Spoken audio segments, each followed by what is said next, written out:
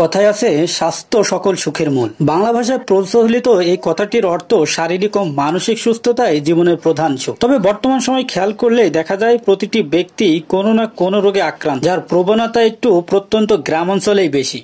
তার কারণ স্বাস্থ্য সম্পর্কে অসচেতনতা ও সুপরামর্শের অভাব। এমন অবস্থায় কুষ্টিয়ার মিরপুর উপজেলার অঞ্জনগাছি মাধ্যমিক বিদ্যালয়ে অনুষ্ঠিত হয়ে গেল ফ্রি মেডিকেল ক্যাম্প, যার আয়োজনটি করেন SKF ফার্মাসিউটিক্যাল লিমিটেড। উক্ত প্রতিষ্ঠানের প্রয়াত চেয়ারম্যান জনাব লতিফুর রহমান স্যার ও তার নাতি ফারাজ স্যারের মৃত্যু বার্ষিকী উপলক্ষে এই ফ্রি মেডিকেল ক্যাম্পের আয়োজন করা হয়। পাশাপাশি বিনামূল্যে চিকিৎসা প্রদান ও কিছু ঔষধও সরবরাহ করা হয়। মূলত আজকের যে চিকিৎসাগুলো দেওয়া হচ্ছে ডায়াবেটিস, হাইপারটেনশন, এছাড়াও ক্রনিক বাত ব্যথা, মাজা ব্যথা দীর্ঘ, এছাড়াও যাদের অস্টিওপোরোসিস, আর্থ্রাইটিস যে রোগগুলো আছে এই রোগগুলোর ক্ষেত্রেও আজকে এখানে চিকিৎসা সেবা দেওয়া হচ্ছে। শুধু তাই নয়, এই চিকিৎসা সেবা দেওয়ার পাশাপাশি আমরা ওষুধও বিনামূল্যে আমরা বিতরণ করছি। দেখা যায় এর আগে গ্রামের মধ্যে অটোযোগে মাইকিং করে স্বাস্থ্য পরীক্ষা তথা ফ্রি চিকিৎসা নিতে সবাইকে অবগত করা হয়। তারই ধারাবাহিকতায় সকাল 9টা থেকে বিকেল 5টা পর্যন্ত চলে রোগীদের এই সেবা প্রদান কার্যক্রম। একে একে রোগী আনাগোনা শুরু হয় অঞ্জনগাছি মাধ্যমিক বিদ্যালয় প্রাঙ্গণে।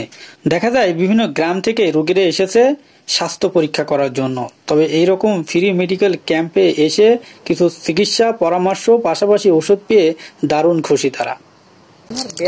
ব্যথা আর হচ্ছে হাঁটতে পারিনি, চোখে কম দেখি, হাত পাই বল নি। এইরকম ফ্রি চিকিৎসা নিয়ে কেমন লাগছে আপনার?